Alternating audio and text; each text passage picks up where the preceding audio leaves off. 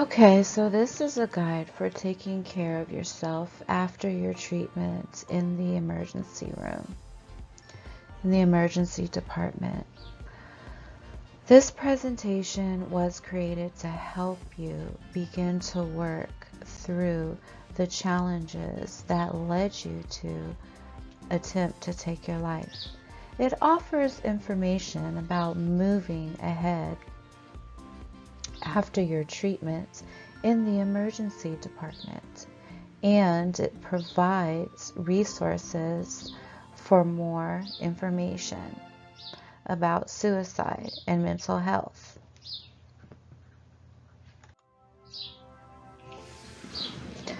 Today may feel like the hardest day of your life.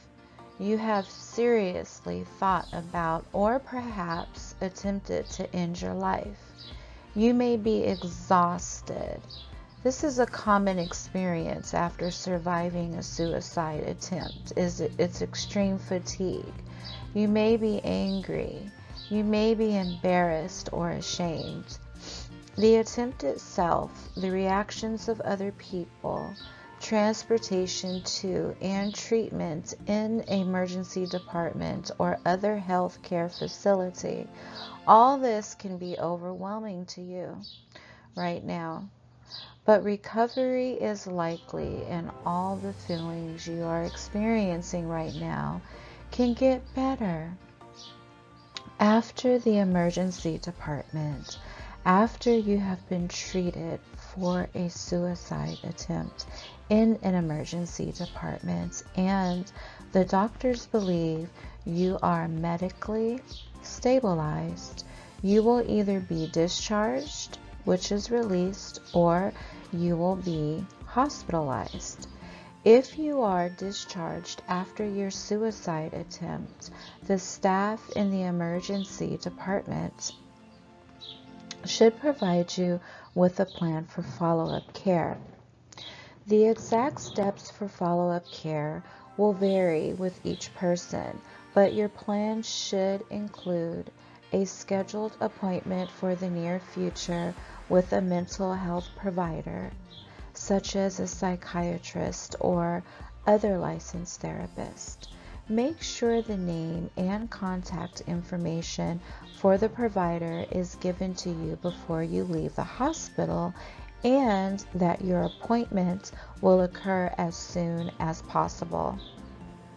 Information on any treatments that you received in the emergency department, such as medications and what, if anything, you will need to do about those treatments after you leave.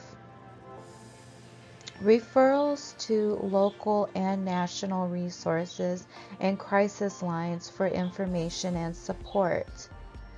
See the end of this presentation for more information.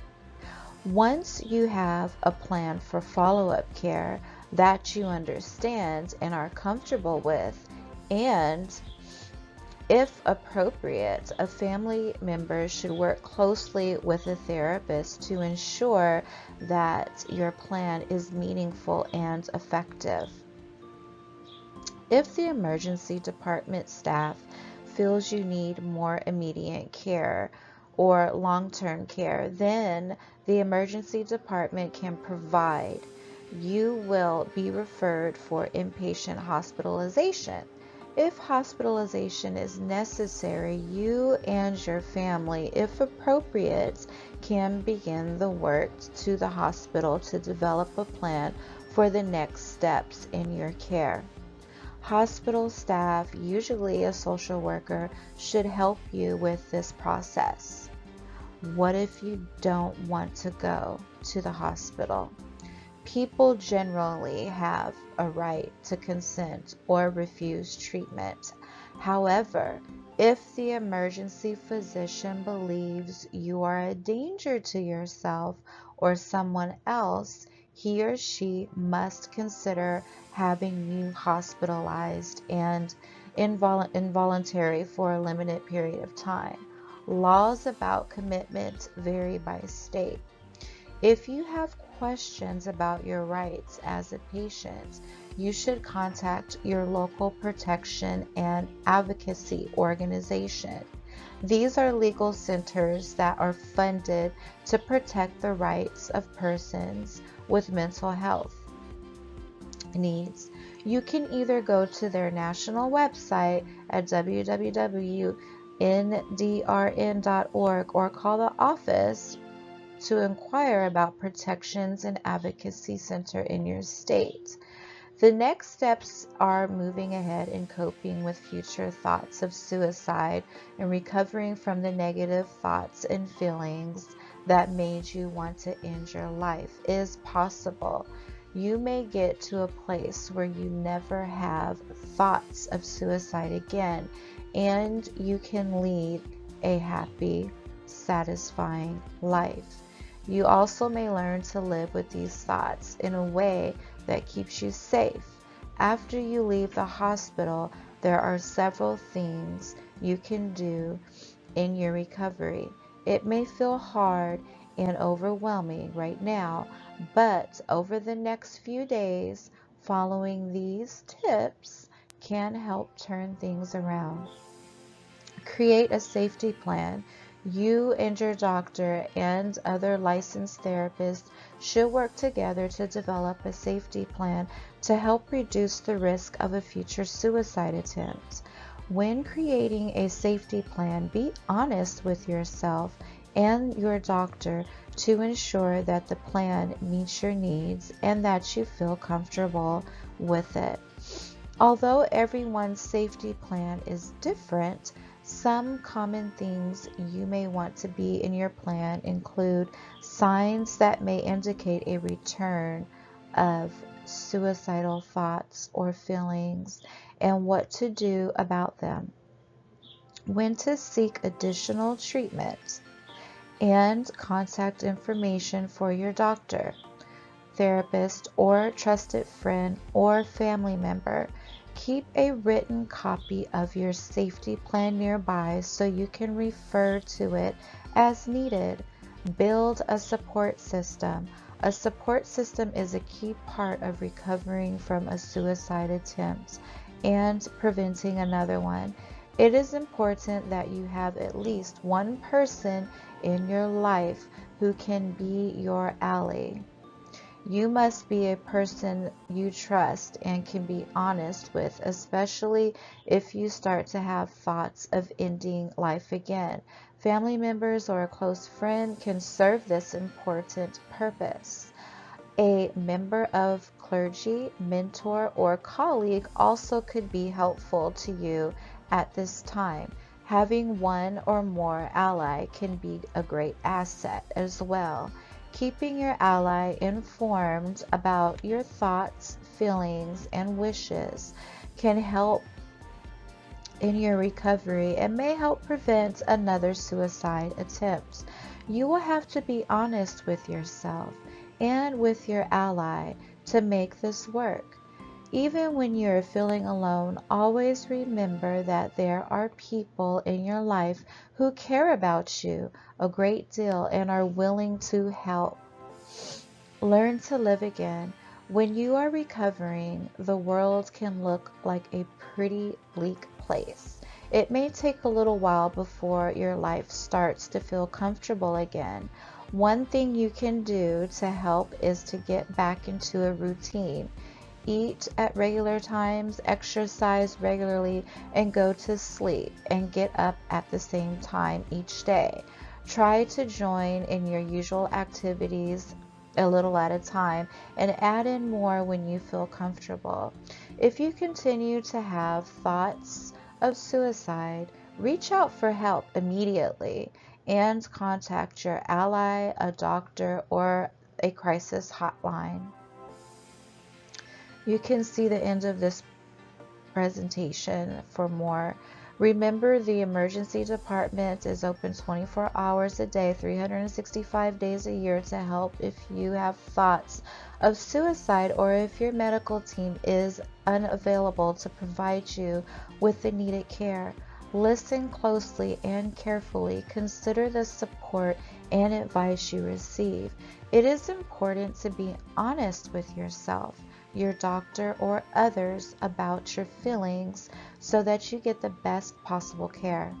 Sometimes being under pressure and having thoughts of suicide can make it difficult for you to make the best decision. And at those times, other people may have a more realistic view of your situation than you do.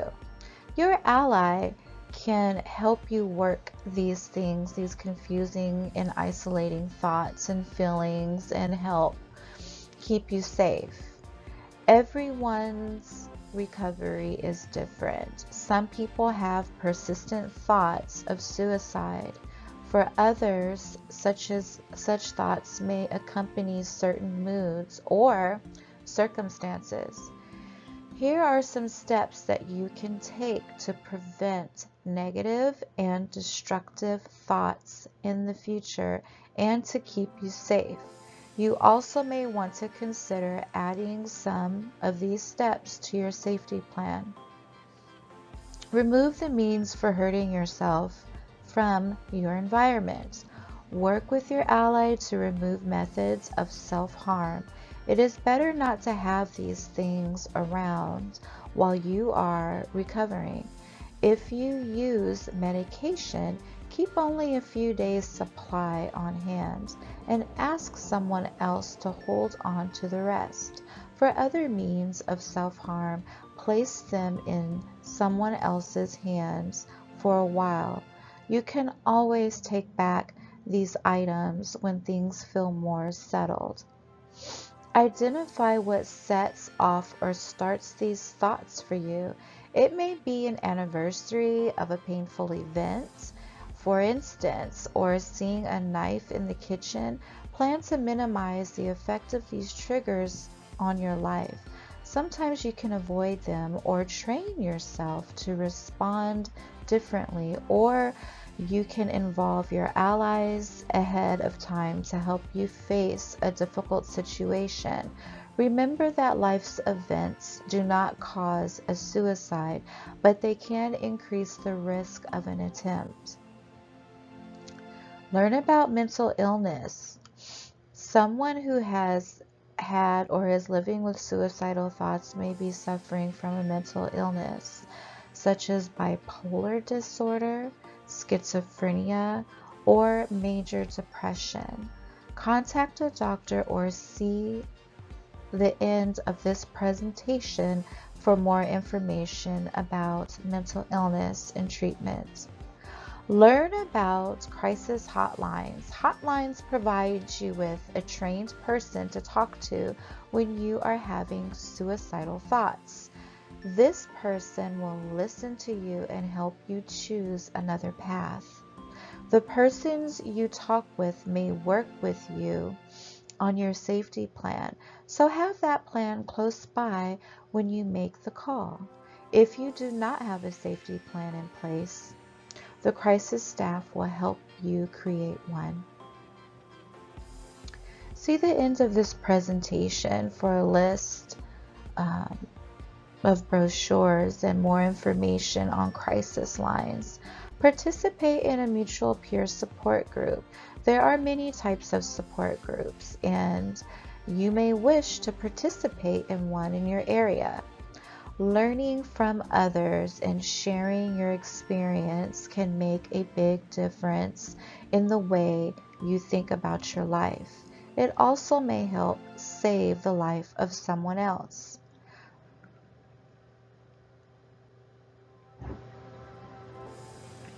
You can look at the end of this presentation for numbers of peer support in your area. Get involved in life, finding a hobby or enjoying a favorite pastime, such as listening to music, watching your favorite movie, or collecting things is a great way to help you cope when things get tough. Hobbies or activities that involve interacting with others are an especially good idea. Whatever your interest may be, make sure you have access to the things you enjoy. That way, if your negative thoughts come back, you can turn to something that brings you comfort and enjoyment. Remember, there are reasons to live and make things better. You can survive and even thrive despite the way you feel at times. Recovery is likely.